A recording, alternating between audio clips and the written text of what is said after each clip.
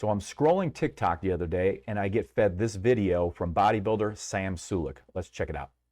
Dude, you cannot slack off, at least not for too long, dieting wise. Like, you can have a day where, let's say you dieted well 2 weeks. You locked in, your calorie limit's 2,500, and you've been on that 2,500. Maybe one day you had a little bit of a low day, and you stayed at like 2,400. Dude, you're fine. And if you have one day where you launch over 5,000 calories, it'll even out. But if you got a week, if you go more than like, oh man, honestly, I'd say it's very rare that I hear someone say, yeah, I've had, yesterday I totally, no, this is fine. Oh, yesterday I had a refeed. It was all right. Just had like 400 grams of carbs, had to just going crazy on ice cream. I've been good since then. Like, if you're steadily dieting down well and you have a day of crazy intake, but you get back on it, yeah, you're fine.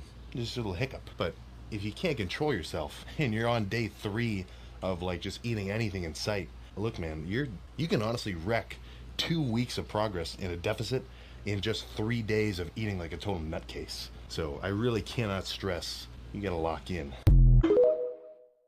Honestly, I chuckled after I watched that, but not because of what I thought of his messaging or that I thought his messaging was a joke, but because of how spot on it fits with the saying that goes, the needs of an Olympic athlete and our grandparents differ by degree, not kind. And then I thought it might be fun, all right, if we took Sam's bodybuilding language and we did a bit of translation for my everyday urban bodybuilders who have no interest in being a 250-pound block of solid muscle like Sam, but who do want to live leaner and with enough muscle. After all, really, any of us striving to get leaner and put on some muscle, we're all bodybuilders. We differ by degree, not kind. We're just far less intense about the processes involved compared to a top amateur like Sam, and definitely less than a professional. And since none of us likes to be judged by our cover, we're going to give Sam the same courtesy, right? Is he a big, dumb bodybuilder? Or is he a 22-year-old who has been able to cash in big time on social media, a following he grew to millions in just months, while also being a mechanical engineering student with an incredible work ethic? In the video, Sam starts right off by saying, dude, you cannot slack off, at least not for too long, dieting wise. And that applies just as much to those of us who want to get leaner or maintain the leanness we've achieved, doesn't it? I mean, really, doesn't it? Sure it does. So now I don't use the word diet to describe a sound nutrition plan, but that's ticky-tacky, nitpicky stuff. Yeah, I know that diet refers to all the food and drink that we regularly consume. Dietitians, people in the fields of human science, simmer down. I got it. I just don't use the word often because so many of the people I work with think of it as a short-term fix to a lifelong endeavor. Something you do to lose weight and then you quit. Anyway, he's right. Especially when you're wanting to shed extra fat, you cannot slack off paying attention to what you eat and drink much at all. When Sam's talking about someone who overdid it and he's in their voice, he says, oh, yesterday I had to refeed. It was all right. Just had like 400 grams of carbs, had to just go crazy on ice cream. I've been good since then. All right. So what's a refeed? Well, technically, it's a planned increase in calories that's supposedly going to boost metabolism and reverse the negative effects of being in a caloric deficit. Does it? Yeah. I'll tell you what a refeed often is in the real world. It's an excuse to binge. And the everyday urban athlete, 99 times out of 100, it's going to stop or slow fat loss progress and drive cravings through the roof for all but the most regimented, disciplined, and lucky not to be a processed food addict. And Sam says, you can honestly wreck 2 weeks of progress in a deficit in just 3 days of eating like a total nutcase. So I really cannot stress, you got to lock it in. True, not only for top amateur and professional bodybuilders, but for every single one of us who want to get leaner or live lean. My recommendation for the everyday urban bodybuilder who is actively trying to strip body fat and who wants to be healthier, get leaner, feel better, and put on some muscle, what do I recommend? Have one splurge meal a week, not a splurge day, and skip the word cheat. A splurge meal or flex meal, if you will, is part of the plan. So what's cheating about it? Nothing. So it's not a cheat meal, and we're definitely not doing a cheat day. Cheating feels dirty. There are dishonesty and unfairness aspects to it. Guilt and shame also come along for the ride. It raises questions about ethics. If someone cheats on a test, cheats in sport, cheats on their spouse, none of those come with any positive connotations. So have your one splurge meal or flex meal, whatever you want to call it, splurge or flex. And then like Sam says, you got to lock it in. All right, let's check out another video from Sam. And let's see if we can find the common ground again for how we differ by degree, not kind. And hopefully my translating can get you some useful information. I hate to break it to you if this is a mic drop statement, but in terms of how you look and how big you can get or how lean you can be, the gym is nothing. It's all diet. If I don't eat 5,000 calories for the next whatever long period of time that I'm bulking up for, I am not going to grow a single fucking pound of muscle. Now what I mean by that is if I don't eat enough food to facilitate muscle growth, then all my training is just going to be to maintain my build, which eventually will be the goal. No, that's later down the line. So the opposite is also true. If you want to get leaner, if you want to diet down, if you want to take off some body fat, if you got 30 pounds of unnecessary body fat, I really think that the workload of having to deal with it is worth the benefit that you'll get from having it off you. I'm not trying to fat shame anybody, but you're inconvenienced, man. That'd be like if I put on a 50-pound backpack and I had to carry it around with me all the time. I'm not ripping on you, but if you can trim some of that off, I'm just saying you'll probably feel a little better. That's just kind of my thoughts on the matter. So he says, in terms of how you look and how big you can get or how lean you can be, the gym is nothing. It's all diet. Well, first keep something in mind. Bodybuilders commonly go through bulking phases where they purposely eat in surplus more calories than they need to maintain so they can maximize muscle gain. And then they go through cutting phases, just bodybuilding jargon for a fat loss phase, to strip off all the unwanted fat. In our world, unless we're also competitive athletes, we don't purposely bulk. We might accidentally bulk, but we don't usually bulk on purpose. It's more like a drive-by bulk. When we want to get leaner, we do strip the fat, or as bodybuilders often say, we do a cutting phase. So let's get back here. Sam says, with respect to how big you can get or how lean you can be, the gym is nothing. It's all diet. So that's not entirely true. It's mostly true, though. To add muscle, which 99% of those watching this video either want to or should want to, we need to have our nutrition dialed in to support muscle growth. Our food quality, nutrients, protein, calories, it all matters, and it matters as much or more than our training, whether the goal is muscle gain or fat loss or what's known as body recomposition, which is what most people really want, and that's both. Recomposition is both, adding some muscle while stripping the excess fat. So the gym, or let's just say your training, isn't nothing, but nutrition is as or even more important regardless of what direction you want to take your body weight and body fat. Sam says in this video, if you've got 30 pounds of unnecessary body fat, I really think that the workload of having to deal with it is worth the benefit that you'll get from having it off of you. Zero argument from me there. 30 pounds of unnecessary fat, or the 50 pounds he uses as an example a bit later, that can be a real burden to live with. Now, no one can say for you if it's worth it to invest in the processes required for change. And no one gets to say whether you should or shouldn't do it. That's your call. What I will say is I fully agree with Sam that it's worth the work to get the benefits from shedding 30, 50, or whatever your excess is that you want to lose. Hundreds and hundreds of times I've had the privilege of seeing how good people feel when they do it. So, what do you think? Should we do another one? Drinking, lifting, they're not going together, man. In no way imaginable is getting blackout drunk gonna improve your gains. Come on, man. Have a little bit of self-control. It's whatever you want to do, but as far as I'm concerned, all you're really doing is just interfering with your gains. No, but for real, you're limiting your gains. Go up to anybody big in your gym. The dogs who are really getting it done, for one thing, they're trying to do everything in their power to actually improve their gains.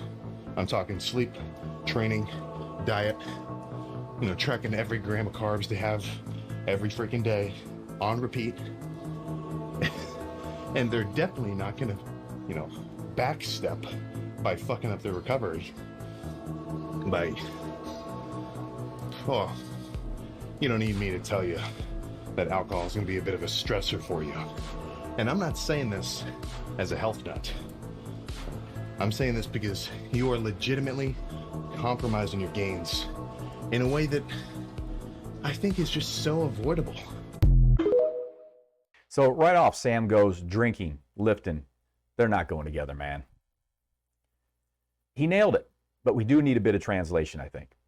Or we can benefit from some translation. When he says lifting, we'll probably do better if we sub in the word transforming. I don't know, drinking, transforming, they're not going together, man. I don't know, transforming as a word kind of sucks. It's been overused, but something other than, you know, lifting. But anyway, I think it fits a little bit better than lifting in this case. Bottom line, yeah, a drink here and there, if it really is a drink here and there, you'll probably be fine. But a few beers or glasses of wine a night, nah. I almost never find that working. I almost never do. 30 years as a coach in this space, I can probably count on one hand the number of successes that have done that. A few beers, few glasses of wine, you know, 6 nights a week, and had success. I probably only need one hand to count. And then Sam says, in no way imaginable is getting blackout drunk going to improve your gains. Exactly. And by gains, we could translate that into progress. In no way imaginable is getting blackout drunk going to improve your progress. Next, Sam asks his viewers to look at the people who are the most successful, those who are really getting it done, and look at what they're doing.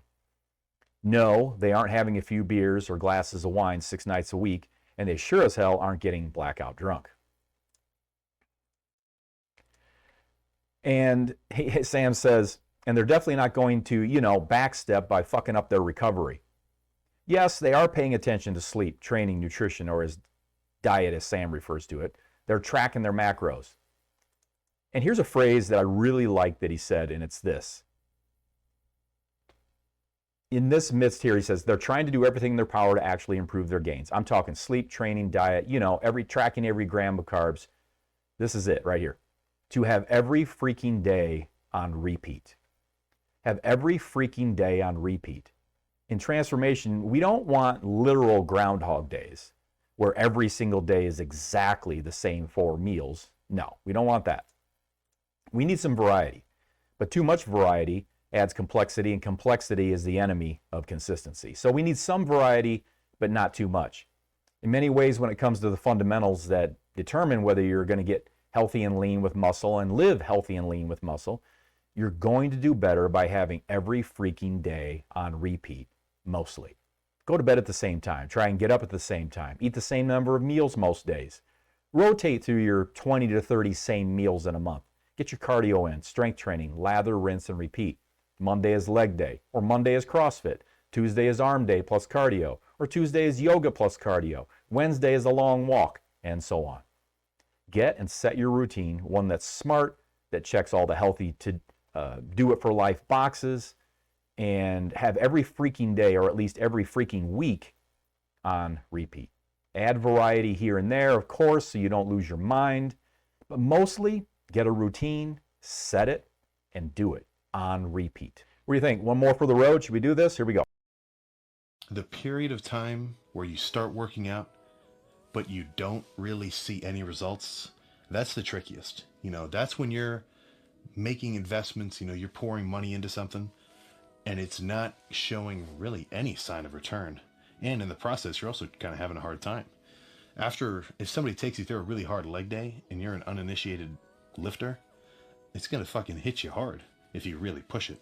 So if that's you, I do think that as a beginner, you need to be able to be content with the fact that it's going to take a second to really see the changes that you're, you know, inducing from the training that you're doing. But I mean, once you've seen that you're growing, it gets pretty fucking exciting. You know, there's no chance that I'm ever just going to stop working out because I'm like, oh, well, I don't know if I'm really going to get any bigger. Like, at this point in my mind, I'm just fucking locked in. You know, like, it's just my thing now. But How do you start to legitimately enjoy it? I guess that's kind of up to you, man. I mean, for me, I like the fucking, I don't know, it's just cool to push yourself. So just going in and doing a hard workout, partially kind of an ego thing. You know, it's cool. Because when I see people who are fucking huge and they're working out hard, I think that's fucking cool. So I kind of want to emulate that. Sam says, the period of time where you start working out, but you don't really see any results, that's the trickiest. You know, in my mind, I translate that from my clients, that period where it's that starting period when you've got a long way to go. You're putting in the work to get the knowledge you need, break old habits. You're getting your routine, both for eating and training. There's a lot of energy going out, but not much physical results to show for it. So we're trying to get the train to leave the station, get it moving down the tracks, eventually get full steam, get it going full steam to almost, an unstoppable momentum. But it can be an extra tough time in those early days, no doubt. Now, we should see pretty quickly some nice scale drops, and there are a lot of ways to look for legitimate scale and non-scale victories to celebrate early on.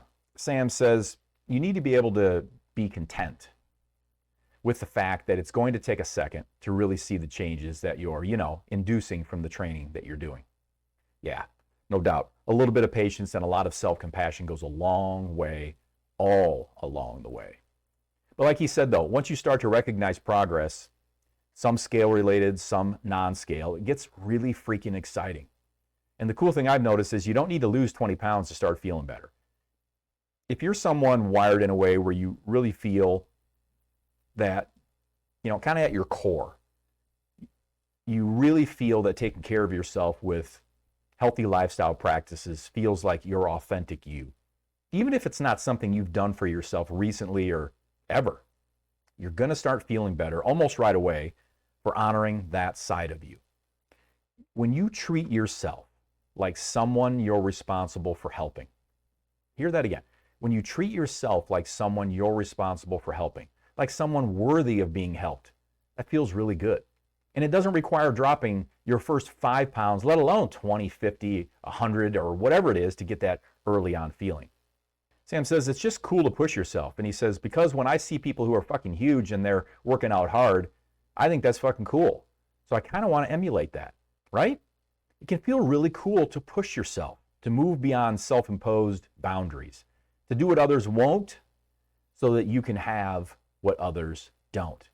As for how he feels when he sees others working hard, and it's obvious they've done and are doing the exceptional work, they're standouts, he's inspired. It's fucking cool, he says, and he wants to emulate that. And if we translate that into our world, who might be inspired in your circle by your quiet but consistent efforts to achieve the remarkable? I don't know, but I believe there's a ripple effect. And you could have a positive influence on those you personally know and many others you will never personally meet.